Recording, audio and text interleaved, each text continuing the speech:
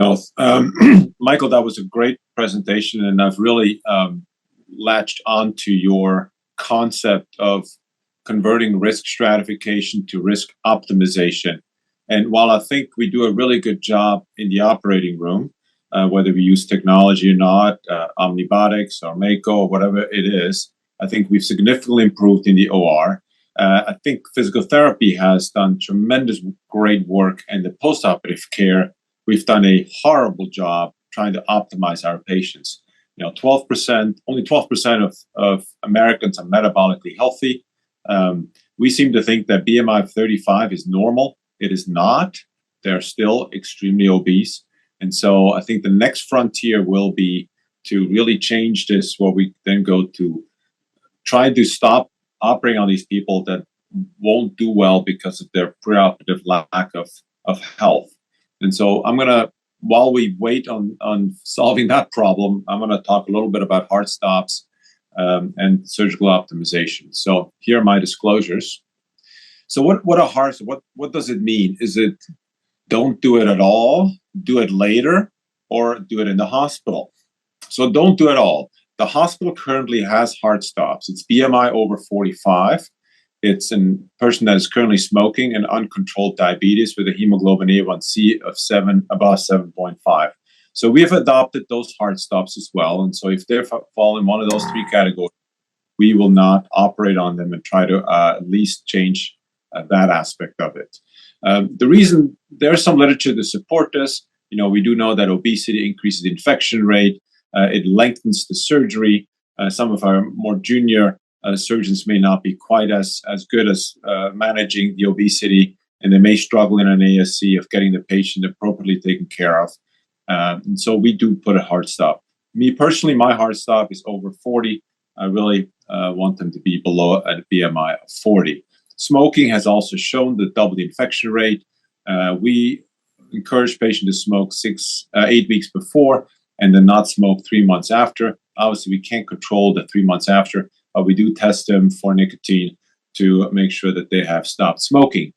And then diabetes is the other modifiable risk factor. There's some evidence now that may not be as contributing, but we certainly want patients to be better controlled with diabetes, because I think it's also a good measure of their metabolic health. And if their hemoglobin A1C is 7.5 or lower, then we will proceed. Otherwise, we'll try to get them optimized.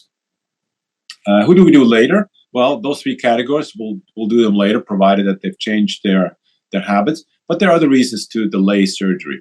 If they're on anticoagulants, if they have anemia, because generally in a surgery center, you don't have blood available, although we do use cell saver. If they have poor oral hygiene, that's another risk of increased infection. If it's an alcoholic that may be have a difficult time with pain medicines because their liver is functioning at a high level. And then what about the malnutrition aspect, and if they've had a recent steroid injection? These are other modifiable risk factors, and these can easily be changed over a period of time to, again, optimize the patient by delaying the surgery maybe 2 to 3 months. Malnutrition, I think, is underappreciated. A BMI of less than 17, a serum albumin of less than 35, and lymphocyte count of less than 1,500 is a sign of malnutrition, and that can have complications with wound healing and, again, slightly increase the risk of infection. Other modifiable risk factors is a current steroid injection that patients had, and I think there's definitely some evidence that you want to wait at least 3 to 6 months before you proceed with that.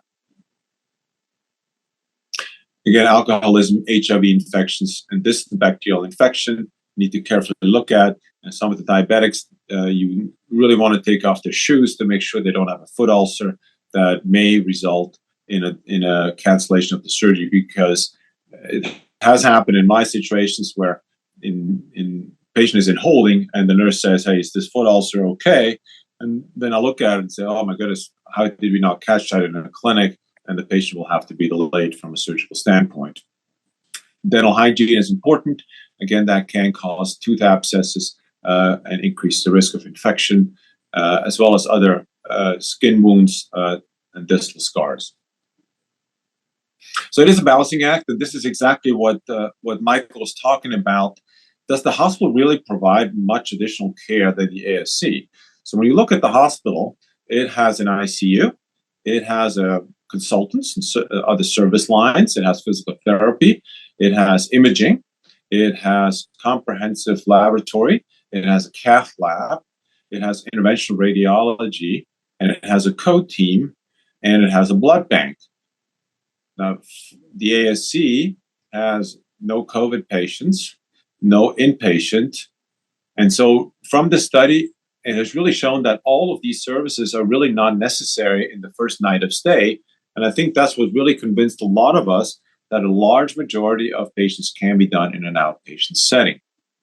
And again, the most common issues addressed, as Michael said, is oliguria, urinary retention, hypotension, pain, and disposition.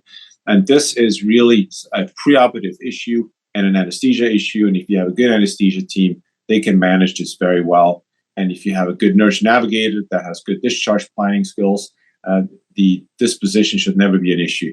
In fact, 1 out of the 5 patients that had to spend the night because they didn't have a ride home, which clearly was a mistake on our part. We should have never done this patient, so at least educate him that he needed to have a driver.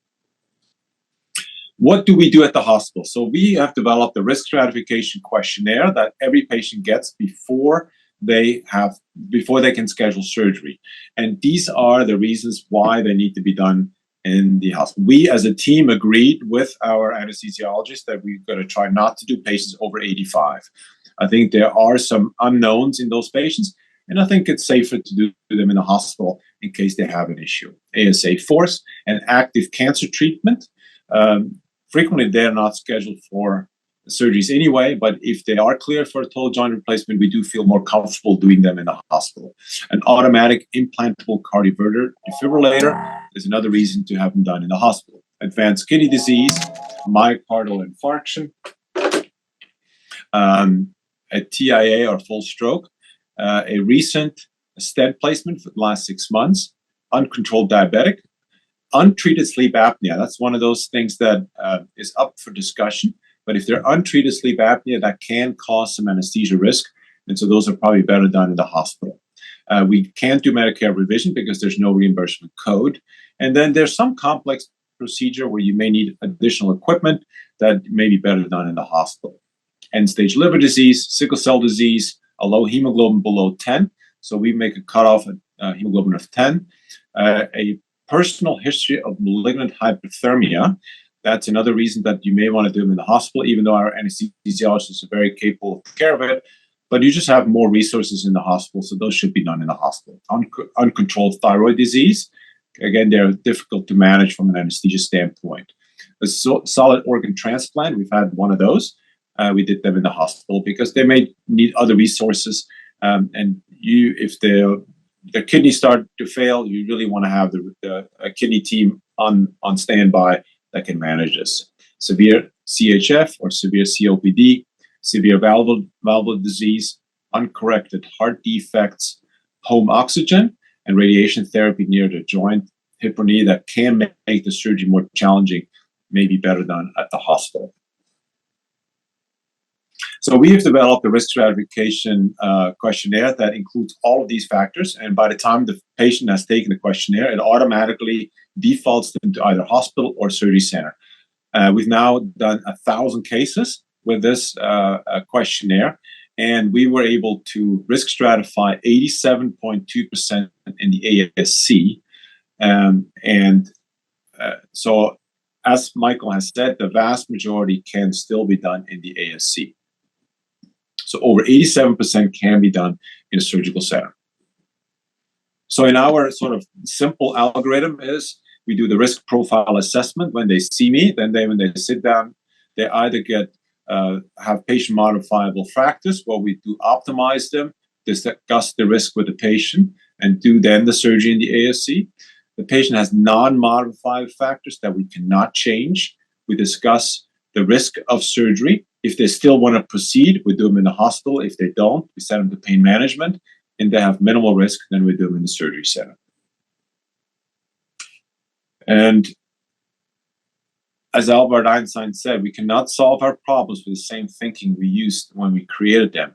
I think what I find really interesting, 20 years ago, MIS surgery pushed us to think about pain management. Now ASC pushes us to optimize our patient. Just as Michael said, we need to focus on that. And I think that's the next frontier. So again, thanks for allowing me to give this talk.